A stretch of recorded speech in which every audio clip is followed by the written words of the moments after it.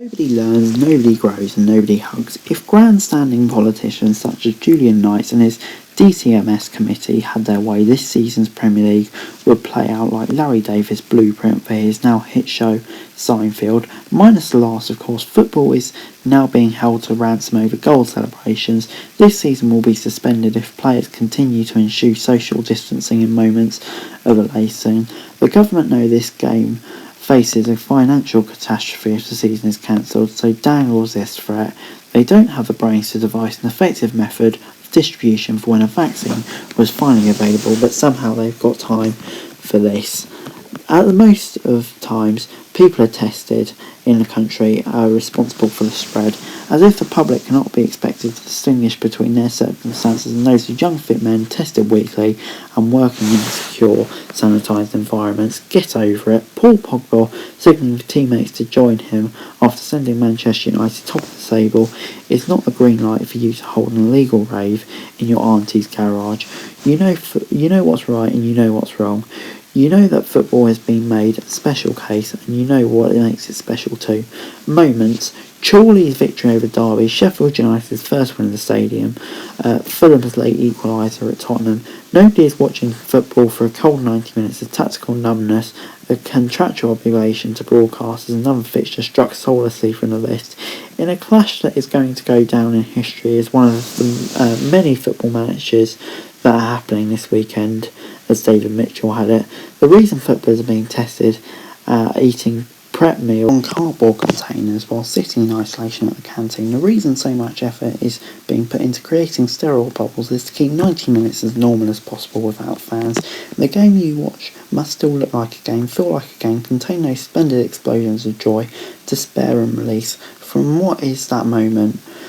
So in the final minute at Anfield on Saturday, if a winning goal is scored at either end, the least natural reaction, that would make the spectacle close to unwatchable, would be the thumbs up, the polite nod, or a dutiful return to the starting position for kick-off. If the last remnant of humanity is to be removed, why bother at all?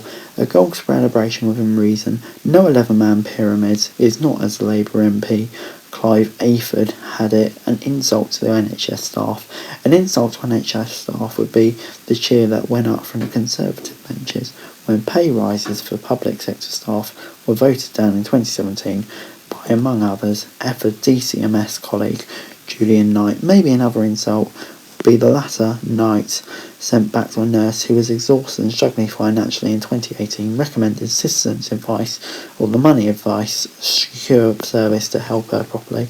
Knight stopped short of recommending his own book on tax avoidance, one presumes because the staff isn't really aimed at poor people. Poor people struggle to avoid tax or keep them poor. Sadly, hugging has allowed Knight and his cronies to mosey up to the moral high ground and deliver another lecture, yet hugging isn't a New Year's Eve party.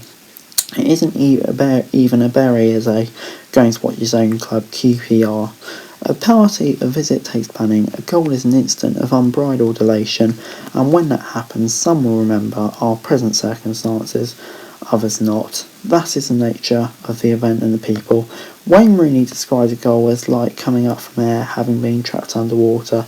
The cliche quote is that it's better than sex, although Gary Lineker provides context. Everyone can have sex, he says, but not everyone can score an important goal. Glenn Murray, still playing for Watford at the age of 37, described it as the best emotion in the world. When a goal goes in, I can't give that feeling to anyone, he explained. Only I know what it's like. I want my children, my wife, the people close to me to have that feeling, but they can't. It sounds intense, and the bigger the match, or the person's caught circumstances, the most chance that an individual became lost in the moment. Even an old soul like Roy Hodgson understands this.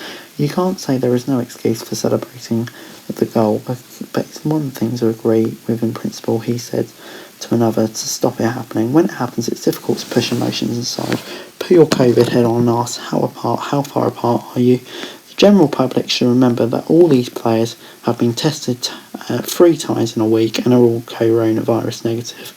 Of course, it's a grey area too. Southampton now believe Danny Ings may have been tested positive after a goal against Liverpool, yet no further players have recorded positive tests and there is zero evidence of the virus being transmitted in games. So what are we responding to optics? How this looks to a society in lockdown, and if that's the case, maybe we also need to look at ourselves. For if you are still blaming something like Dominic Cummings going to Barnard Castle, it's you. And if you are behaving like a professional footballer who's just scored a winning goal, having previously tested negative 3 times in 7 days, even though you're not a footballer, having not scored a goal, in fact, very little of this is football's fault, and the sooner we stop falling for red herrings and realise this, the more chance we've got. Anyway guys, that's it for this video. Thanks very much for watching. Remember to like, share, subscribe. Let me know your thoughts in the comments down below. Remember to follow me on Twitter, link in the description below for daily football news, and subscribe to my channel on the screen right now. That'd be greatly appreciated. Thanks very much for watching. Peace.